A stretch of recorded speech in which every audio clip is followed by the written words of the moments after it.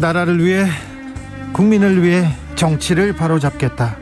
안민석의 보국 안민.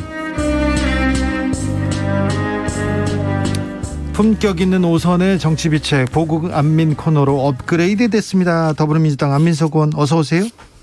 네, 반갑습니다. 네. 안민석 의원입니다. 네. 조경태 의원은 정권 잡아가지고 바쁘신가 봐요. 그래서 가셨어요. 근데 그래도 자, 보국 안민 이렇게 나라를 지키겠다고, 백성들을 또 편안하게 하겠다고 이렇게 이름 지었습니다. 예, 도울 선생님이 저에게 호를 보국이라고 지어주셨습니다. 네. 정치 똑바로 제대로 하라고, 네. 그리고 나라를 잘 바로 잡아보라고, 그런 의미에서 보국, 그렇게 저에게 호를 진안해 주셨어요. 네, 알겠어요. 잘 알겠습니다. 네, 첫 시간 특집으로 보국 안민 사행시 보내주시면 저희가 선물 드리겠습니다. 보국 안민 코너 이렇게 시작해 보겠습니다. 그런데요, 오늘 관심사가 문재인 대통령하고 윤석열 당선인 회동이 있었는데, 회동이 하기로 했는데 불과 4시간 전에 그냥 취소됐습니다. 이거 어떻게 봐야 됩니까? 저는 이게 단순한 실무적인 차원의 준비 소홀 그런 건 아니고요. 네. 대단히 심각하고 의미 있는 정치적인 메시지를 담고 있다고 봅니다. 네. 지금 대한민국 국민의 절반은 대선 패배해서 성자들은 기뻐하겠지만은 또 나머지 절반의 국민들은 집단 우울증이 걸리는 상태거든요. 그 중에서도 아마 가장 제가 볼 때는 고통의 시간을 보내고 있는 분은 문재인 대통령일 거라 생각합니다. 왜냐하면 자기 손으로 임명한 검찰총장이 대통령 나와서 문재인 정부에 대한 칼을 들이대고서 정권을 심판하겠다는 걸로 대통령이 되었으니까 문재인 대통령께서는 얼마나 고통의 시간을 보내고 있겠습니까? 그러면은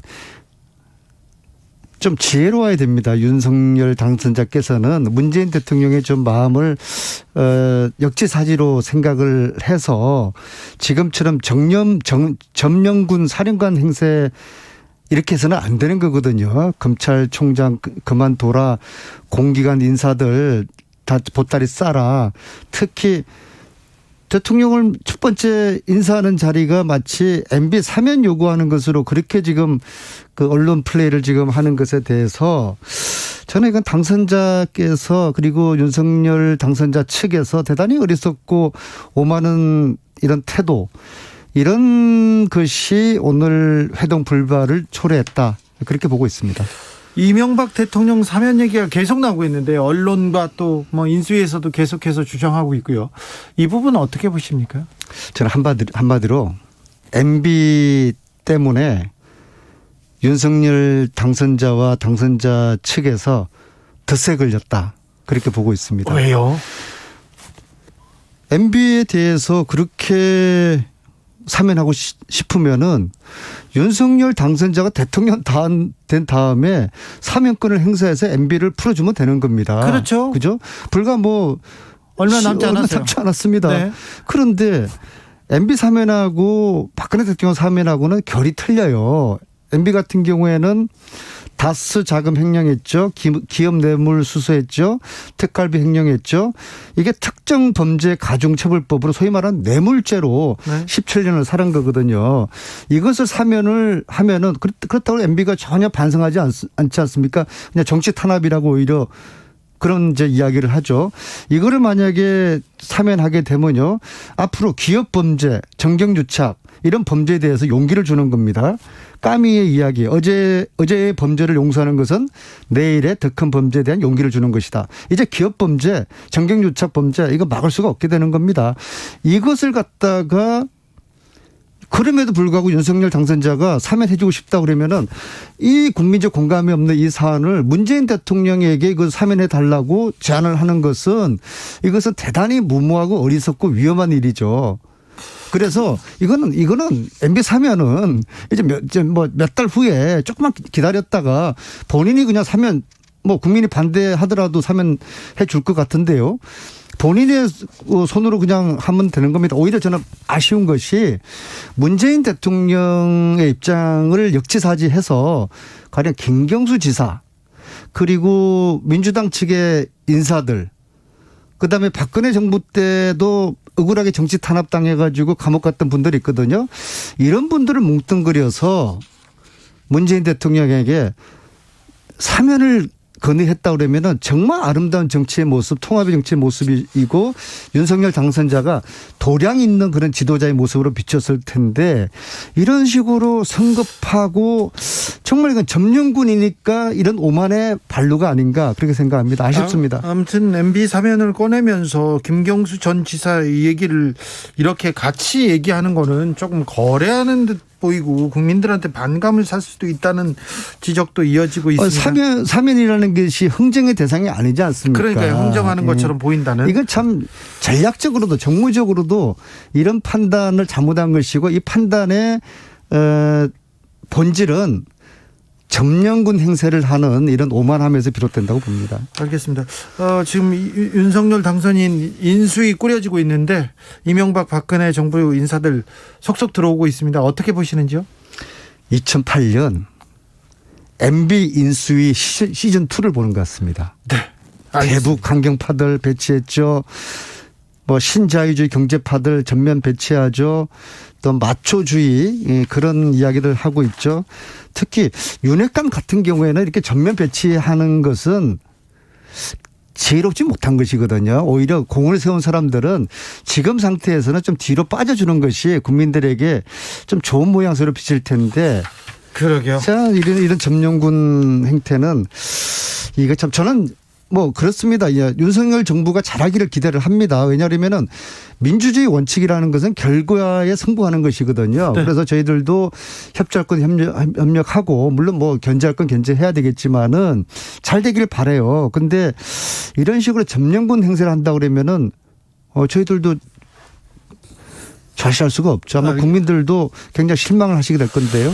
김희영님, 안민석 의원님, 민주당 개혁 좀 하세요. 민주당 싫어도 후보 능력 보고 표 주신 분들 대부분입니다. 이렇게 얘기하는데 민주당 좀 잘해라.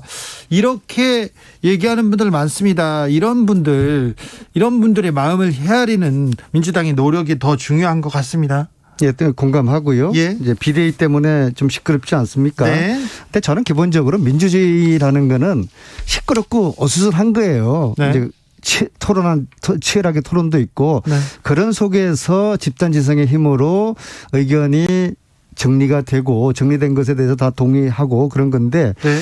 제가 볼 때는 이 비대위 지금이 좀 걱정도 되는 측면이 있어요. 근데 네. 이제 일단 지금은 저희들이 반성을 해야 될 그런 시점입니다. 이제 그렇죠. 민주당의 그렇죠. 책임이 굉장히 크거든요. 네. 어떻게 이 촛불로 만든 이 정권을 5년 만에 뺏깁니까? 그러니까 반성한 다음에 이제 통합을 해야 되고요.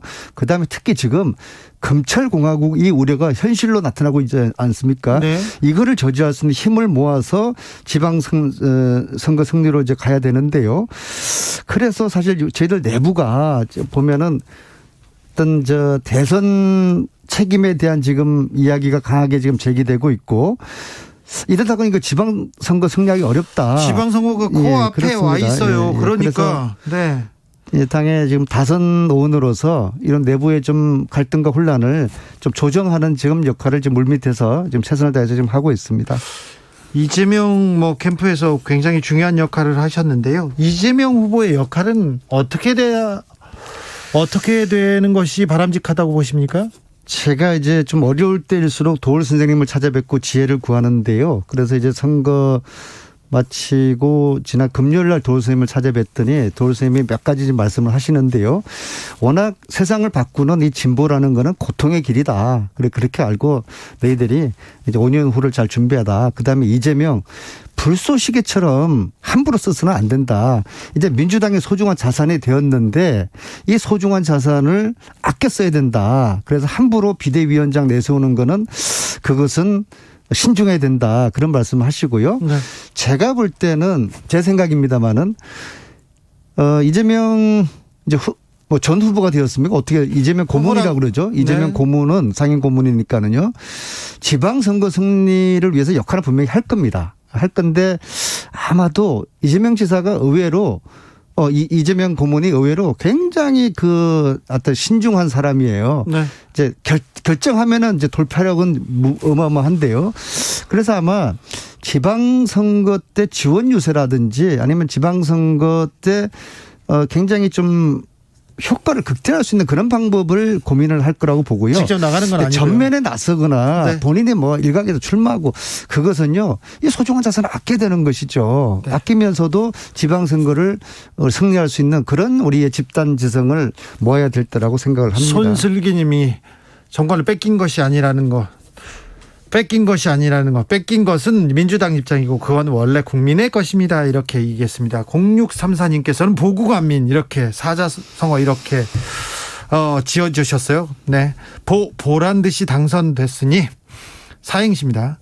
보란 듯이 당선되셨으니 국민을 위해서 안정적으로 민생을 챙기십시오. 오, 네. 네, 선소리 감사합니다. 명심하겠습니다. 9990님께서 보통 사람들은 국가에 대한 기대가 안전하고 평화롭고 화합하는 나라가 되길 바라는 게 민심입니다. 윤석열 정부 꼭 그렇게 하세요. 명문이네요. 네. 네. 새겨 들으시고요. 네. 자, 지금 경기도 지방선거 코앞입니다. 경기도지사 하마평 지지율이 1등 달리고 있던데 그런데요. 안민석 의원님. 네. 그 동네에 김동연 전 후보가 그 동네로 가신다는 얘기도 있습니다. 어떻습니까? 아니 뭐 김동연 아니라 김동연 할아버지라도 뭐 정정당당하게 선의 경쟁을 통해서 네. 경쟁력 있는 후보를 선출하는 게 중요하고요. 뭐 핵심은 이길 수 있는 후보를 선출하는 거 아니겠습니까? 네. 뭐 그게 이제 원칙이고요. 저는 뭐 지금 이야기를 많이 듣습니다. 도지사 출마할 거냐고. 그런데 이제 우리가 대선 패배, 저는 이제 뭐 제 입장이니까는요, 패배라고 생각하는데 정말 저도 그냥 TV도 안 보고 그냥 가만히 있으면 그냥 눈물이 걸썽걸썽 나고 그래요. 네. 저만 그랬겠습니까? 오히려 네. 저희들이 국민들에게 지지해진 분들에게 정말 죄송하고 죄인의 심정인 것이죠. 그래서 지금은 좀 반성을 좀 저는 지금 하고 있습니다. 그 반성을 문제가 하고 있고요. 지금 안민석 의원님은 계속 반성 얘기하는데 그 문제가 좀 핵심이라고 청취자들도 보고 있어요. 3229님께서 지방선거가 문제가 아니라요. 반성과 성찰의 시간이 필요합니다. 윤 후보가 좋아서 뽑은 게 아니라 민주당 싫어서 뽑은 사람 많습니다. 반성이 우선입니다. 이렇게 지적합니다. 네, 그리고 지금 당이 혼란스럽지 않습니까? 그래서 다선 의원으로서 당을 빨리 정비하고 통합시키는 이 물밑 조율을 지금 하는데 제 좀 많은 에너지가 지금 쏟고 있다는 말씀드리고요. 특히 네. 정말 검찰공화국 이건 좀 막아야 되지 않겠습니까? 이것은 저의 출마 여부를 떠나가지고 네. 검찰공화국을 막기 위한 당내에 이 의지 있는 의원들의 저는 이제 모임도 필요하다고 보고요. 예. 정말 이거는 결사저지해야 되는 겁니다. 이게 다시 2008년 MB 정부 시절에는요. 우리 국회의원들이 핸드폰을 2개, 3개 갖고 다녔어요. 도청당할까 봐. 예. 이제 또 핸드폰 하나 더 마련되지 되는 거 아닌가. 그런 저도 두렵거든요. 네. 검찰공화국 시대 이것은 국민과 함께 우리 민주당이 막아야 되는 이게 저는 굉장히 지금 가장 지금 저의 관심이고 절실합니다. 알겠습니다. 절실하게 민주당이 반성했는지 얼마나 반성했는지 다음 주에 집중적으로 저희가 브리핑도 하고요. 그다음에 뭘 어찌 그 민주당은 어느 방향으로 갈 건지에 대해서도 보국안민에서 잘 챙겨보겠습니다. 보국안민 더불어민주당 안민석 의원과 함께했습니다. 감사합니다. 네, 고맙습니다.